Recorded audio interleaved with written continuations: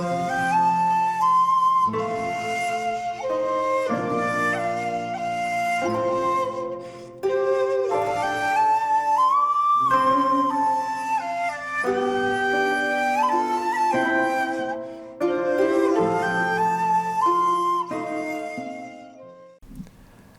there, this is Solitary Ronan from Solitary Ronan Films, and welcome to another random review. Today's random review is from 1939, it's another Criterion, and it's Destry Rides Again, starring Marlene Dietrich and James Stewart, directed by George Marshall. This is almost a meta-western. It's a remake in title only of a Tom Mix film, but producer Joe Pasternak pretty much wanted to play with the conventions of the Western, and it's very successful as that, but it also works as a Western in itself, and that's very hard to do. Obviously Mel Brooks must have seen this for Blazing Saddles, because lots of it is just Blazing Saddles. I mean, Madeline Kahn in Blazing Saddles is just channeling Marlene Dietrich in Destry Rides Again. The whole land grabbing idea, the whole getting a sheriff that's going to be a disaster. There's there's an end fight scene where all the women of the town take on the bad guys and have a massive brawl, which is pretty much the end of Blazing Saddles. So Mel Brooks must have seen Destry Rides Again. This might not be a great film, but it's a lot of fun and it's absolutely wonderful. So it's not a great film, but I would still give it like 4 stars. James Stewart at the time, again, wasn't quite James Stewart. Studios didn't quite know what to do with him. Marlene Dietrich at the time was on the list of people that are unworkable or unbankable. She was living in Europe at the time, so she had this reputation of essentially, being this icon, but perhaps not being a great actor, just wearing lots of amazing costumes and whatever, and appearing as an icon rather than giving great performances. But again, the producer wanted to make a film with people that you wouldn't expect to be in a Western. So you've got Misha Auer as this Russian immigrant who's learning to be a cowboy and always losing his pants at gambling. Originally it was offered to Gary Cooper, but he didn't want to do it, so James Stewart got it. Obviously at the time James Stewart wasn't your prototypical cowboy. Obviously he would later do some great films with Anthony Mann, some great westerns with Anthony Mann. Obviously that's post-war, where he became a much darker character. So the story of this is Brian Donlevy, who's often the heavy in these films, land grabbing from farmers. So if they want to drive their cattle through the land, they have to pay a toll. And Marlene Dietrich is the showgirl singer who sometimes aids in the dodgy poker games that make the farmers lose their land. The sheriff who tries to sort this out disappears, as Brian Donlevy says. He leaves town in a hurry, and they appoint an old deputy who's pretty much a drunk as the new sheriff, and they all have a good laugh at him. But he says he's going to get Destry's son, played by James Stewart, to come and be the deputy. And Destry had this reputation as being the most rootin' tootin' shootin' sheriff of all time, and his son is just going to be the same. Obviously, when his son arrives, they first see him getting off a stagecoach holding a parasol and a birdcage for a woman that's also on the stage. But that's their first impressions of him.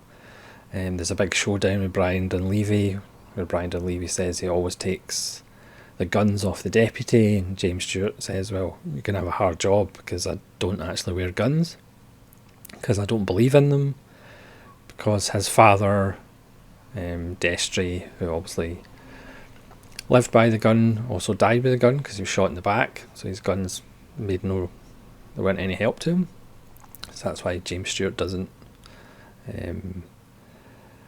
use guns. And again, this is a huge laugh to the whole town, and Marlene Dietrich gives him a mop and a bucket, and also says this is how you clean up towns, because you obviously don't have guns, so you might as well use a mop and bucket. There's an amazing fight scene between Marlene Dietrich and Mischauer's wife.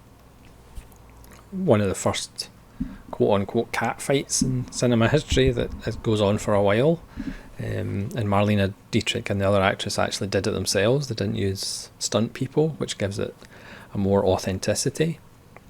And again, it kind of showed that Marlene Dietrich, could come off of her pedestal and actually, get dirty with everybody else. And that ends with Jimmy Stewart pouring water over the pair of them, and Marlene Dietrich jumping on him and just completely letting loose. I mean, Dietrich, who again has this reputation of being the icon with perfect clothes and perfect makeup and perfect hair, she doesn't have a problem getting dirty in this film and kind of going against her reputation. And again, audiences loved it, and she was kind of popular again. There's a great scene where James Stewart's talking about maybe you should take off some of this makeup and have a look in the mirror to see who you really are. There's a wonderful scene where she does exactly that, and again, that's almost Marlena in her real life. This film reminds me a bit of Charade, the Stanley Donen film, or the Hitchcock film that Hitchcock never made, as far as being, it's light and it's fun and a lot of it's played for comedy, but then people die in it. People that you actually root for and care about die in it. Not in the really brutal ways that they die in Charade, which do have some brutal deaths for a film that's supposed to be kind of light and funny. But people in Destry Rides Again do die.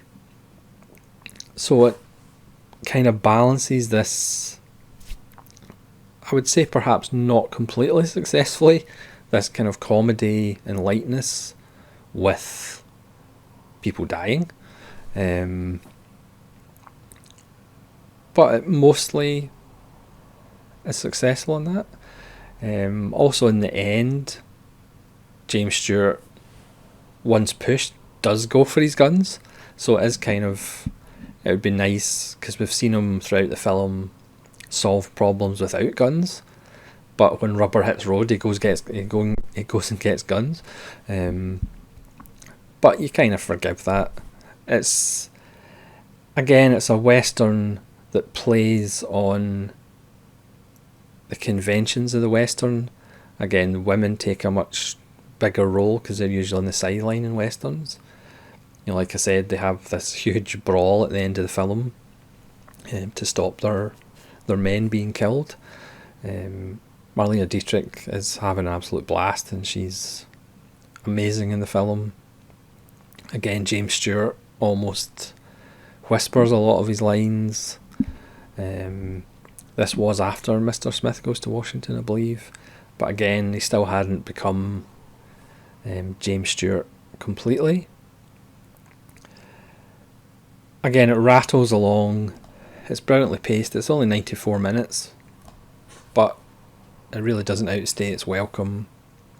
Is it perfect? It's not quite perfect, but it does have that rare quality of kind of having a dig at Western archetypes while still working as a Western itself, which again is a hard balancing act to do, but I think it does it very well.